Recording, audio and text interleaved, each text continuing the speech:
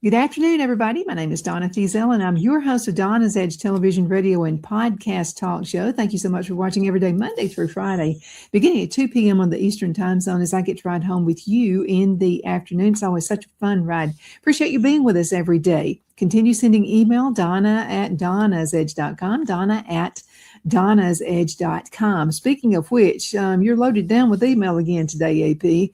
A lot of stuff to coaches.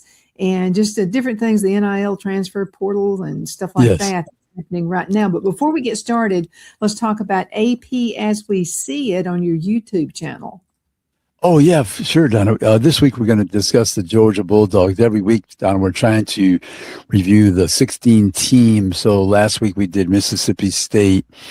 Was one of the teams we reviewed with Brian Haydad, Mississippi Sports Talk. And then we also did the Missouri Tigers with Callum McAndrews. So we did those two teams. This week we're going to do the University of Georgia Bulldogs. So with John Freeman Nelson of the Georgia Public Broadcasting System. He covers the high school sports over there. Plus he knows about the Georgia Bulldogs. So we're looking forward to having on John. He's a friend of the show. He's been on before.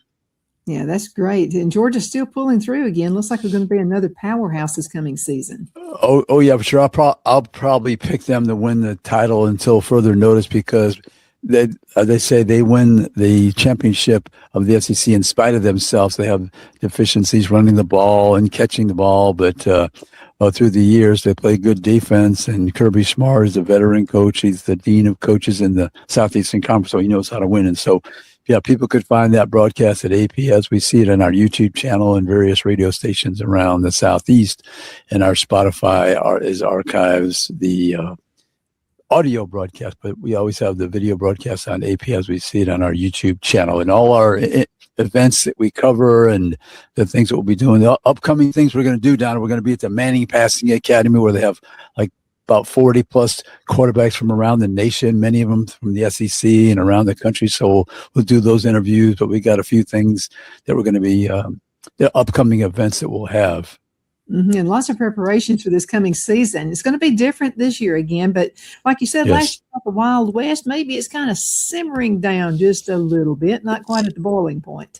Yeah, we have some new coaches. There's maybe a half a dozen or so new coaches, new quarterbacks, which determines the outcome for many teams because we know the quarterback position is so important. If you select the wrong quarterback, your team has essentially been sent to, you're almost dead. You just cannot compete without that quarterback, Donna. So we're going to find out about new coaches, new quarterbacks. Georgia and Texas probably the favorites to win the conference, and some other teams are vying for the college football playoff to earn a berth as well. It's still a 12-team system at this point, and so December 1st might announce moving to 24 or some number. Mm-hmm. Are there any new coaches? I mean, someone who has never coached college football before coming in this season? Nobody to that degree. There's some people coming in first time as a head coach in the Southeastern Conference. Mm-hmm. Lane Kiffin, he's coached at Tennessee and Ole Miss and now LSU. So 3 teams in the Southeastern Conference. So he's got quite a bit of experience in this league. And then you have some other coaches that are new to the conference. Will Stein is coming in from Oregon. He was the offensive coordinator there. He's at the University of Kentucky. He's a Kentucky native. So that'll be interesting with him. And John Summerall for the Florida Gators. He coming from Tulane. He had some experience in the league, played at Kentucky. I believe he played football at Kentucky. I think he did. So there's some coaches around the league, but they're all pretty experienced, Donna, in some form or fashion.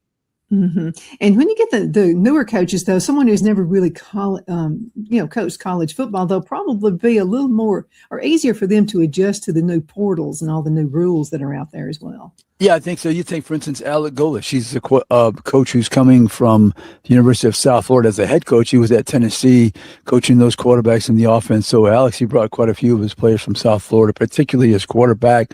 So that's a huge positive for the Auburn Tigers to have the quarterback and some offensive players coming to Auburn this season. So, yeah, like you said, these coaches, they adapt or they don't survive, Donna. They won't survive. Mm-hmm. Yeah. It's true. Let's ask another question here. This one from David. Okay, that's a pretty good question here. Has NIL changed college football for the better or worse overall? That's a debatable point for certain. Okay, but from my perspective, I think it's for the best because they knew that college players were trying to be paid for decades, and they kind of kicked the can for many, many years. Now it's thrust upon them. And I like the fact that there's a more balance of talent. So, for instance, we saw Vanderbilt. We always mentioned this a couple of years ago. They did not win a game in the conference. Here they are beating Alabama when Alabama was ranked number 1 a few years back and having 10 wins last season. So that's an historical moment. So I like the fact that all the teams are able to balance the talent because you're acquiring players year to year. So you're evaluating, you're trying to get the most productive players. Maybe it's from this conference, maybe it's from another conference, maybe it's from another level.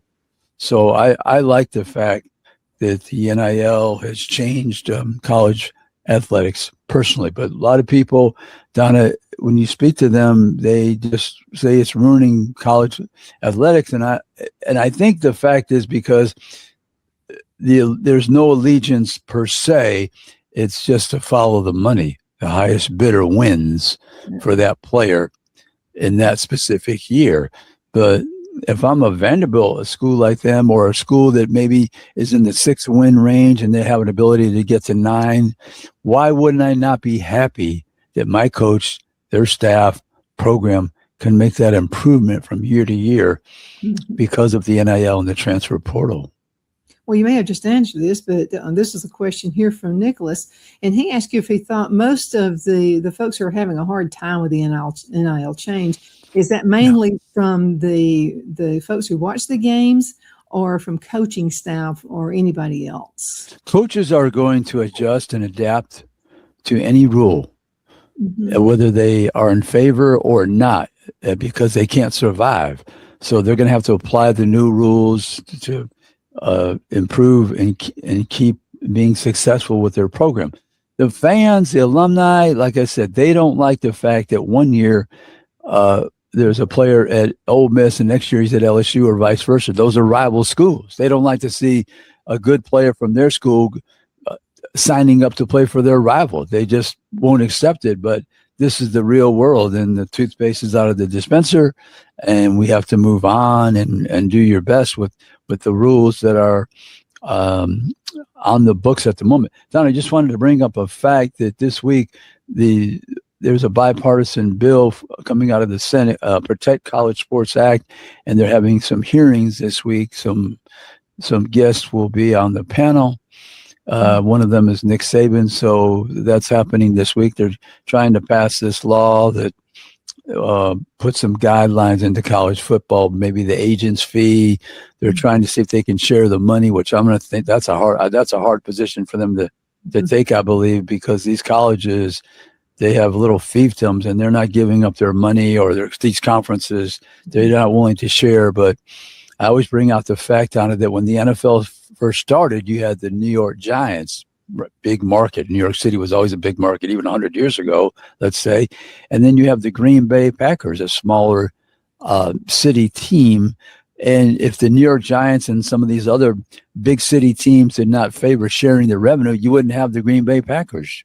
And everybody loves the Green Bay Packers, but they agreed to share the money, even though New York could have commanded all the money, well, most of the money, right?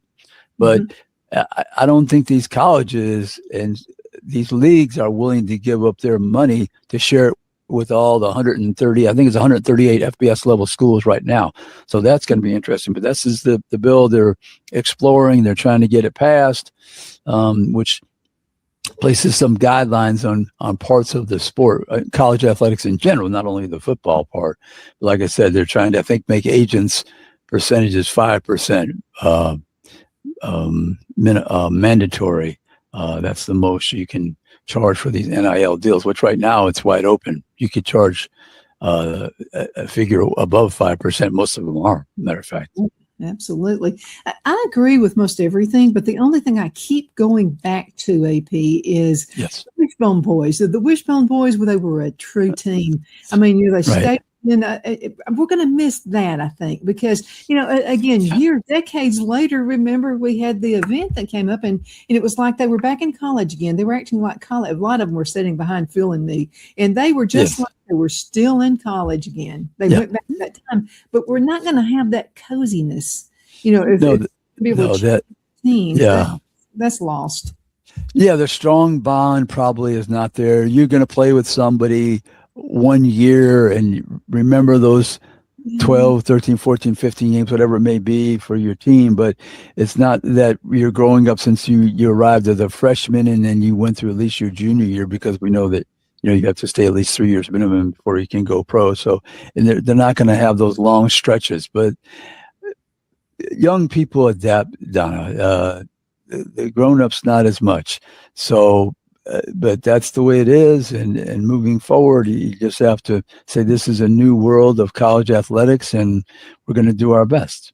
Well, that's the only thing I'm not digging. And we're going to be able to have reunions, and get back together. For 4 years. What reunion is it going to be? 1 year? Then you're going to have to decide which one you're going to. Right. Yeah. There's several players we know played, up to 5, 6 teams. I think there's a couple of players out there. Of course, that's at the rarest end of the spectrum. But many players, at least 2 minimum. They played at 2 schools minimum. Well, and here's one of our listeners of the show with us that asked it a little bit more the way it should have been asked, I guess. And this is from Rachel, and she says, "Are we reaching a point where the transfer portal is hurting long-term team chemistry?" That she said right. That. Yeah. The team chemistry, Donna.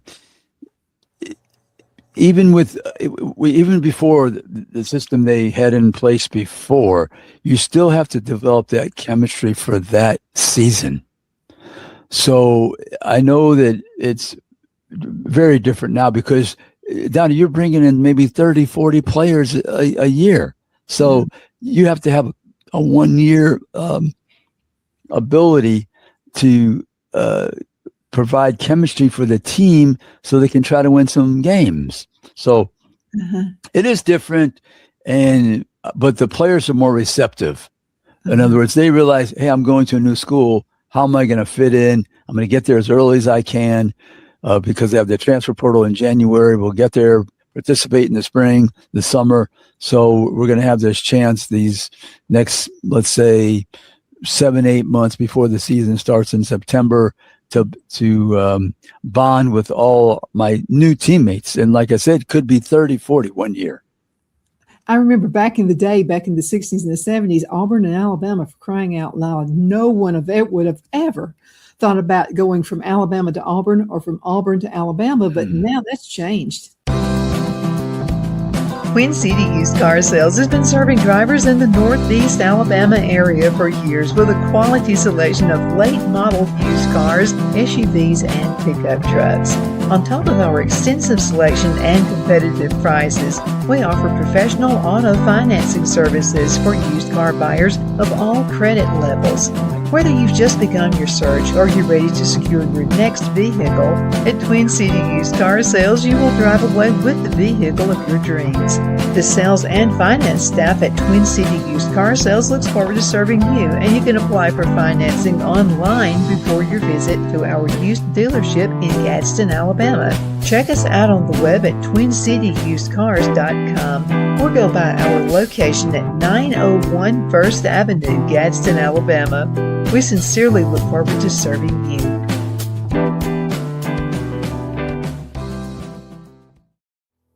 finding the right home isn't just about bedrooms and square footage. It's about comfort, security, and the feeling you get the moment you walk through the door. That's why so many families across Greenwood and the Lakelands area trust Jenny Ferguson with Keller Williams. And I'll tell you from personal experience, Jenny was my realtor, and she truly cares about her clients. Jenny takes the time to listen, to understand what matters most, and to guide you every step of the way, whether you're buying your first home, upgrading, or ready to sell. Because this isn't just a transaction, it's your life. With local knowledge, personal care, and a commitment to getting it right, Jenny Ferguson makes the process simple and even enjoyable. So if you're thinking about buying or selling, now's the time to make your move. Call Jenny Ferguson with Keller Williams in Greenwood today and take the next step toward a place you'll truly love coming home to. Shine your style at Kiss My Glass right here in the Anderson Mall. There's a place where style meets sparkle. At Kiss My Glass, every piece is handcrafted, custom designed, and made to shine just like you. Owner Beth Gibson brings creativity to life with stunning custom tumblers, gifts, and one-of-a-kind pieces you won't find anywhere else. Look for the perfect gift or something uniquely you, from bold and glamorous to simple and elegant. There's something for every style, so stop by, get inspired, and leave with something unforgettable.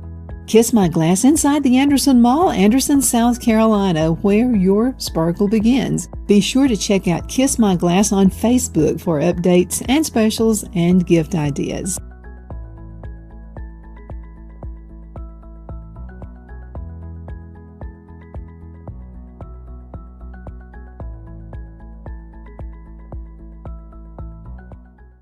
Lowe's knows that the projects you build in spring are the ones you can't wait to share. It's why we make sure you have our best deals with My Lowe's Rewards, and that you get help from people who've been there, done that. Try this.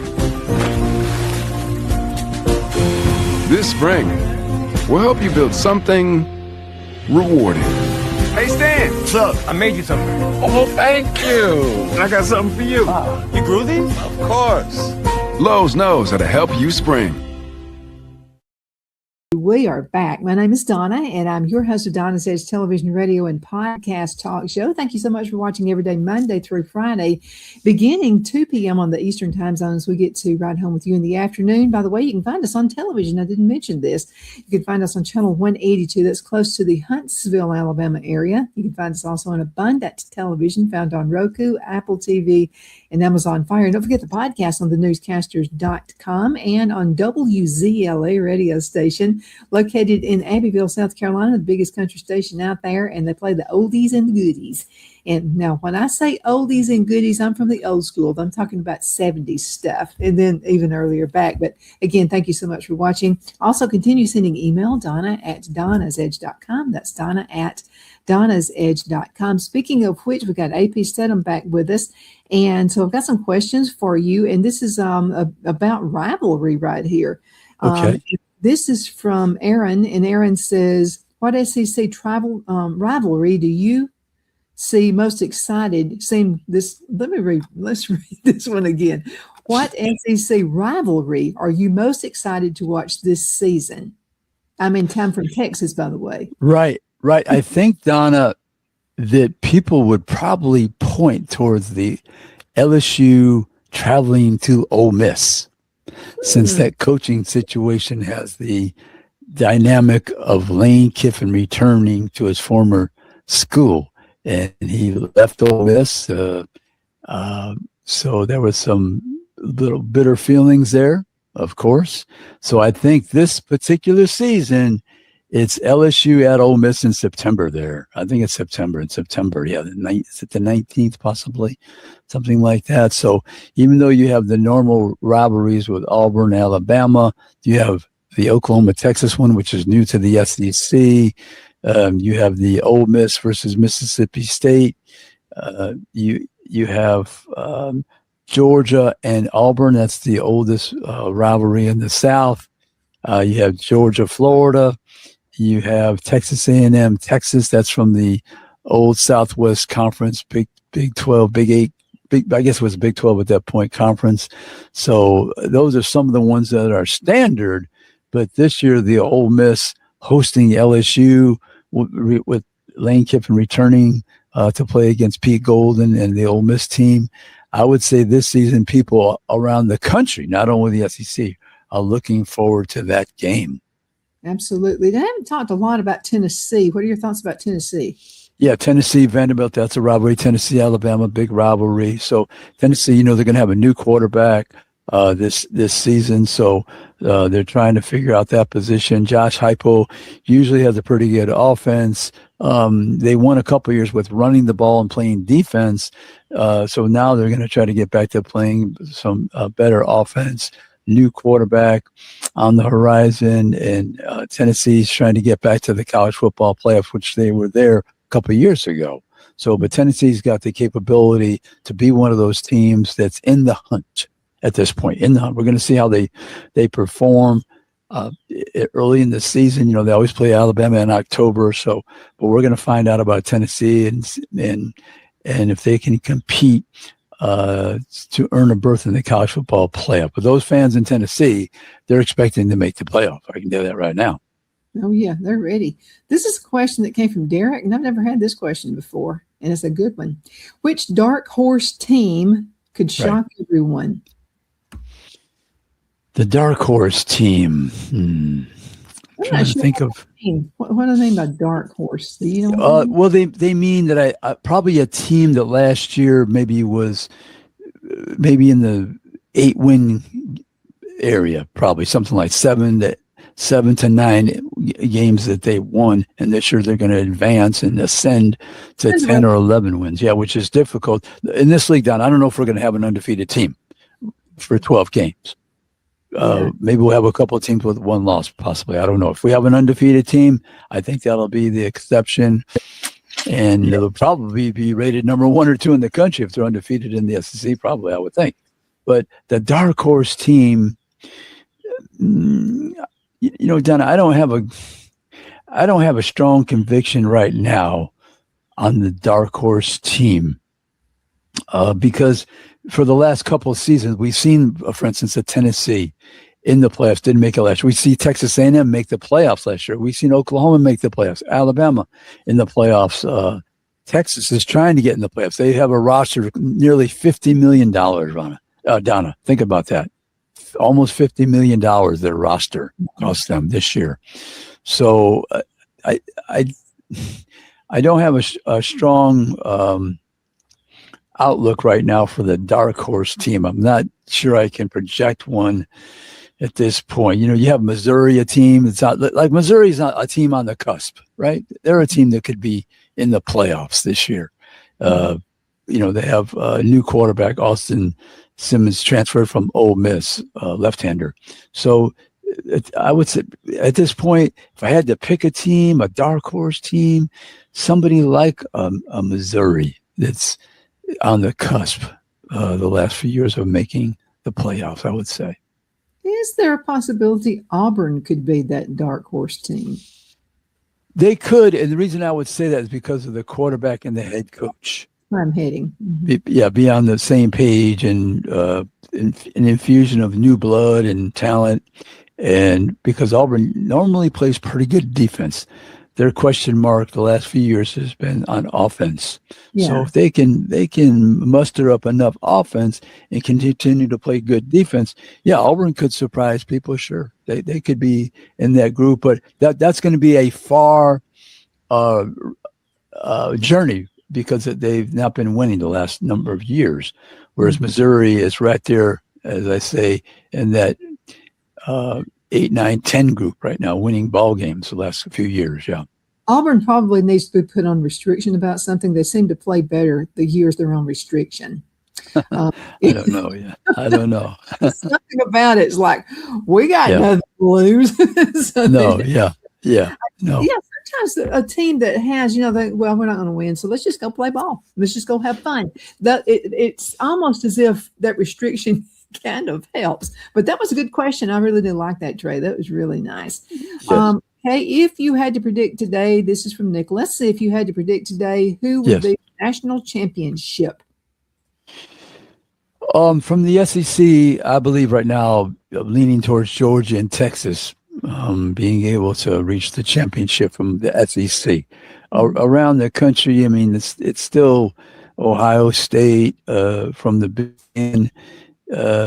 We don't know about the SEC. We know Clemson's trying to make a comeback from that 7-win season.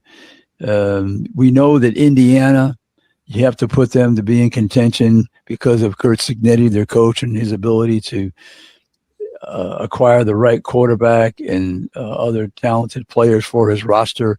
So those are some of the teams you're looking at to be competitive on the national scene in the SEC, the Texas and Georgia and Texas for me at the moment. We've got one from Dan, and I find this one very interesting. So Dan says, "Okay, I'm from the old school. Live with it."